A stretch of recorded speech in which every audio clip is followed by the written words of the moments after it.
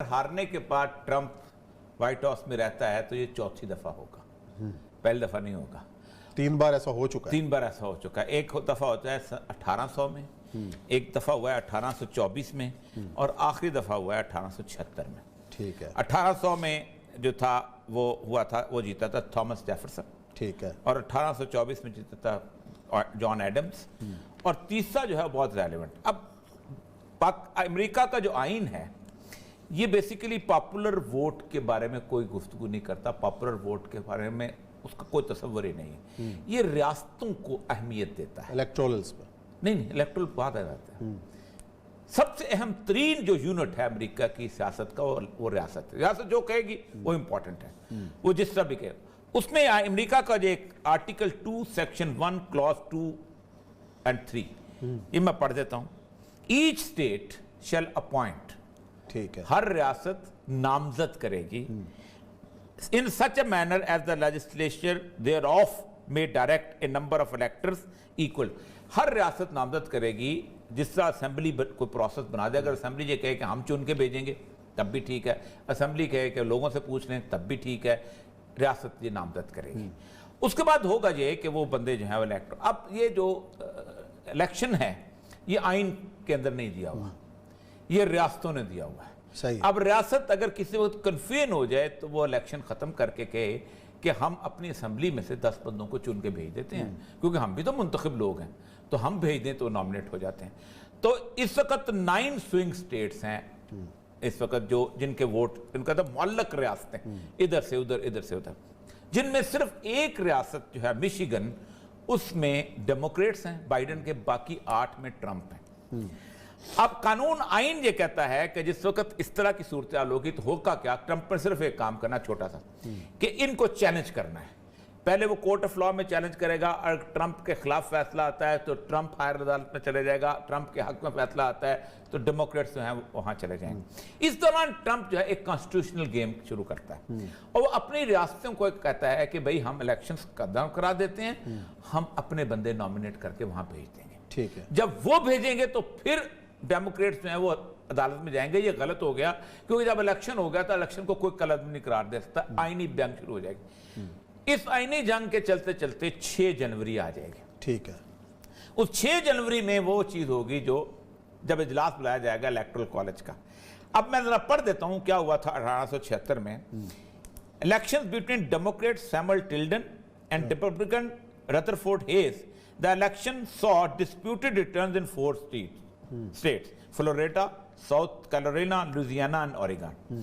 उन्होंने कहा जी इसके 20 इलेक्टोरल वोट है, दफा मारो पीछे करो और हम इलेक्शन करा देते हैं बाकियों का।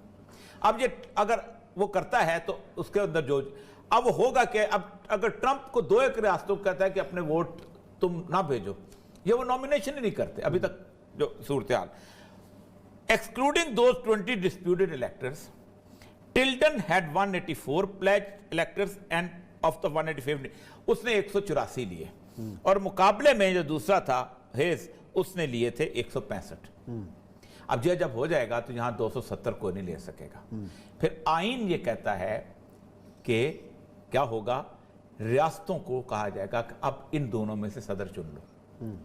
अब अमेरिका में इस वक्त 26 रियासतें ट्रंप की हैं और 23 रियासतें बाइडेन की हैं, और हर रियासत को 1 वोट दिया जाएगा। अगर ज्यादा भी कर लिया जाए तो वाशिंगटन डीसी का एक मेयर भी शामिल कर लिया जाएगा, क्योंकि कहा जाता है उसके बाद क्या होगा।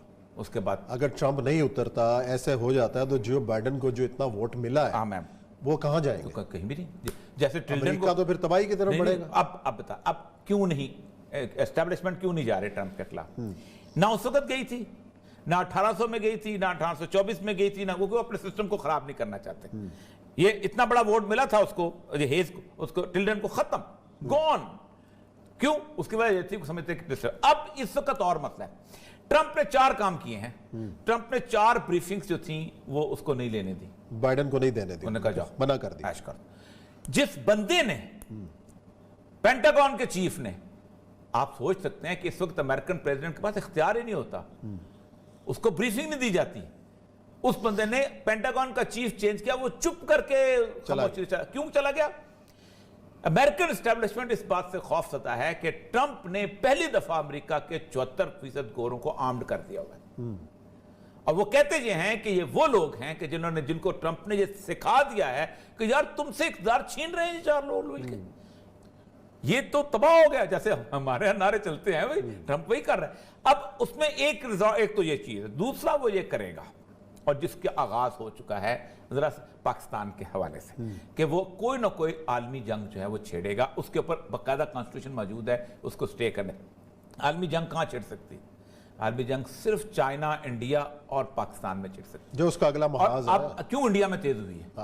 उस्मान साहब 10 दफा कहा है कि इंडिया अगर चाइना से लड़ने जाएगा तो उसके अवाम उसको सपोर्ट नहीं करेंगे, लेकिन इंडिया अगर पाकिस्तान से लड़ेगा और फिर चाइना इन्वॉल्व होगा तो इंडिया को सपोर्ट मिलेगी। अब जरा सा वो चलवा दें। चले चलवाएं जी डीजी ISPR और शाहमूद कुरैशी साहब का बयान कि जो कुछ उन्होंने प्रेस कॉन्फ्रेंस सबूत पेश किए हैं भारतीय दहशतगर्दी के, वो सुनाए जाए जी। और यस देखिए ये उसके कॉन्सिक्वेंसेस बिल्टअप हो रहा है। या तो वो छेड़ेंगे, एस्टैब्लिशमेंट छेड़ेगी कि ट्रंप जो है वो उसी से हमसे इसलिए चूंकि कर रहा है।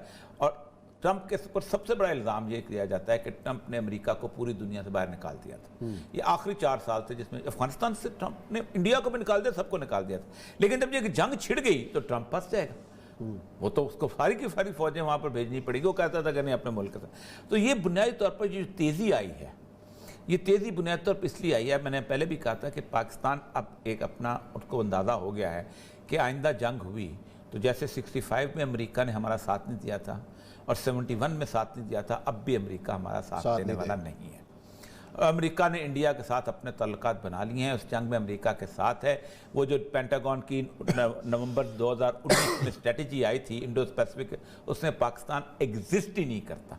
श्रीलंका करता है, बांग्लादेश करता है, फिलीपीन करता है, बैंकॉक, 14-15 मुल्क करते हैं, पाकिस्तान एग्जिस्ट नहीं करता। यहाँ तक कि उन्होंने अफगानिस्तान को भी शामिल किया था।